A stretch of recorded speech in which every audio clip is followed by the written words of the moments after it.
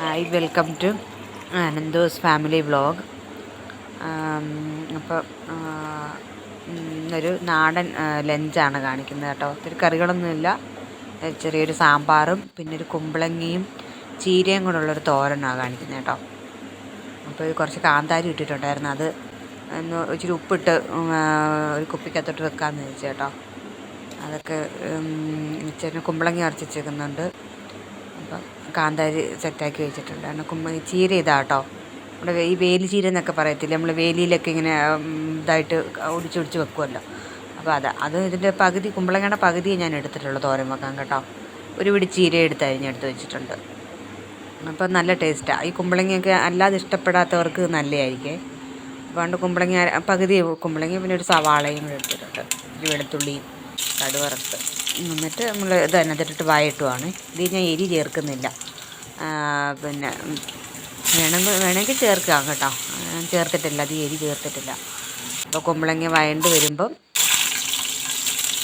പിന്നെ വഴണ്ടൊന്നും ഒതുങ്ങി വന്നു കഴിഞ്ഞിട്ട് മുളകും പിന്നെ മഞ്ഞൾപ്പൊടിയും ഉപ്പുമൊക്കെ ഇട്ടൊന്ന് ഒതുങ്ങി വന്നു കഴിഞ്ഞിട്ട് ചീരയും കൂടി ഇട്ട് വേവിക്കുവാണ്. വെന്ത് കഴിഞ്ഞിട്ട് നമ്മൾ തേങ്ങയിട്ട് എടുക്കുവാണ്.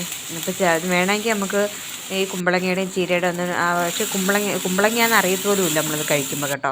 ഞാനിത് ഒത്തിരി വട്ടം ഞാൻ ഉണ്ടാക്കി നോക്കിയിട്ടുണ്ട്, നല്ലതാണ്. പക്ഷെ കുമ്പളങ്ങ ഒറ്റയ്ക്കായിട്ട് കഴിച്ചാൽ അതിൻ്റെ ടേസ്റ്റ് പിടിക്കത്തില്ല. പക്ഷേ നമ്മളിങ്ങനെ ചെയ്താൽ കുമ്പളങ്ങയാണെന്ന് പോലും നമുക്കറിയത്തില്ല.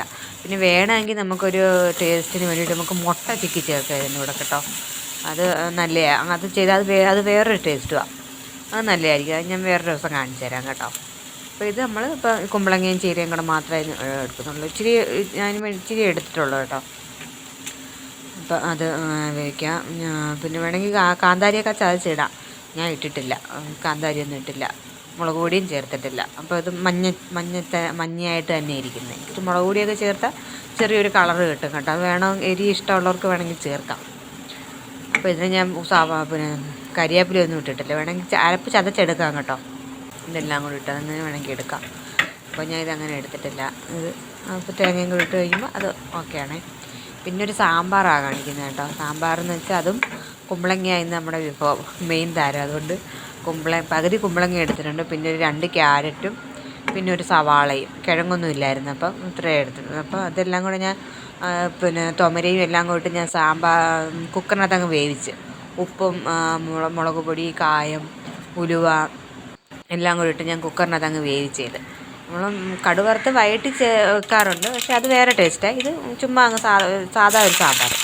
അപ്പോൾ അതെല്ലാം വേവിച്ചിട്ട് ഞാൻ പാത്രത്തോട് എടുത്ത് വെച്ചേക്കണം. അപ്പോൾ നമുക്കത് കടുവറുത്ത് പിന്നെ വെളുത്തുള്ളി ചേർക്കണമല്ലോ. അപ്പോൾ അത് കടുവറുത്ത് വെളുത്തുള്ളി വഴറ്റി ചേർക്കുമ്പോൾ അത് ടേസ്റ്റാണ്, മണവും കാണും അതിന്. അപ്പം അതങ്ങനെ ചേർക്കുക, അതങ്ങനെ ശരിയാക്കുവാണ്.